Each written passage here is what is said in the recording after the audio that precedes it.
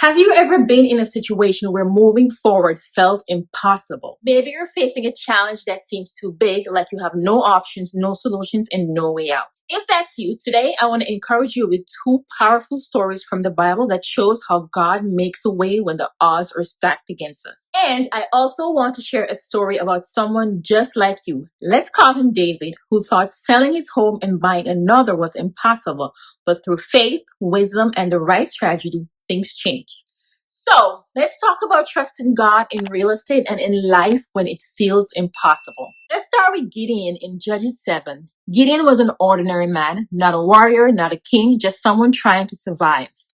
Israel was in a desperate state, held captive by their enemies, and they cried out to God for help. So, what does God do? He chooses Gideon, the least expected person, and tells him, "Go and save Israel." But Gideon's first reaction is, how? I'm not strong enough. My clan is weak. I don't have what it takes. Sound familiar? Maybe you feel the same way about your own situation, thinking, I don't have enough money, I don't have good credit, and I don't have the resources to move. But here's the crazy part. Gideon had an army of 32,000 men, and God reduced it to just 300.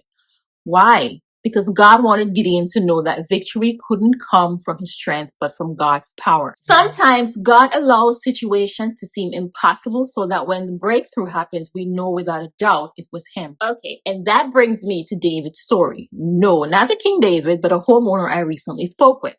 David needed a move. He had outgrown his home and his family needed a fresh start.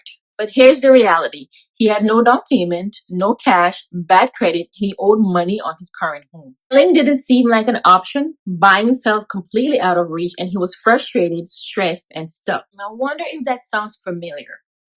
Maybe you're in the same boat, wondering, how can I even move on when everything is against me?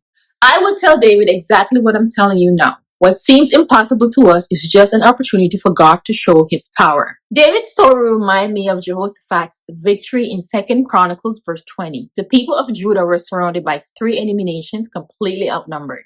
They had no chance to win in battle, but instead of panicking, Jehoshaphat prayed. And God responded, you will not need to fight in this battle. Stand firm, hold your position, and see the salvation of the Lord on your behalf. Imagine hearing that. The army went into battle, but instead of fighting, they worshipped. And what happened? God caused the enemy armies to turn against each other.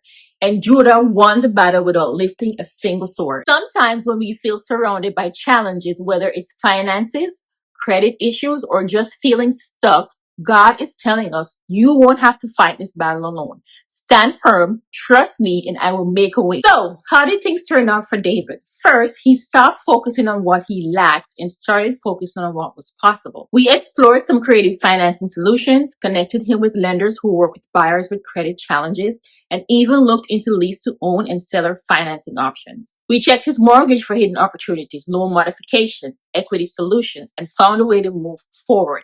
Little by little, the impossible became possible, and God made a way.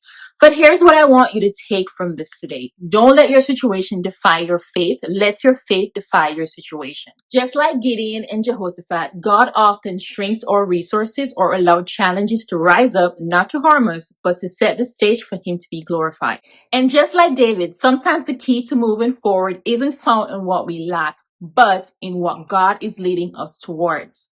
Now, I want to hear from you. Have you ever experienced a time when things seem impossible, but God made a way?